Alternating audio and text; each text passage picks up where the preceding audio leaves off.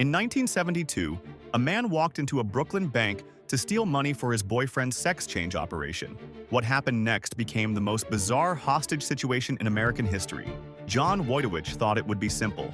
Get in, grab the cash, get out. But when police surrounded the building, his quick robbery turned into a 14-hour nightmare. The entire standoff was broadcast live on television. Crowds gathered outside, chanting his name like he was some kind of hero.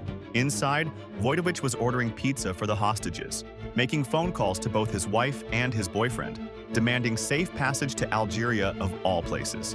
The FBI negotiated with him for hours while America watched. This wasn't your typical bank robber.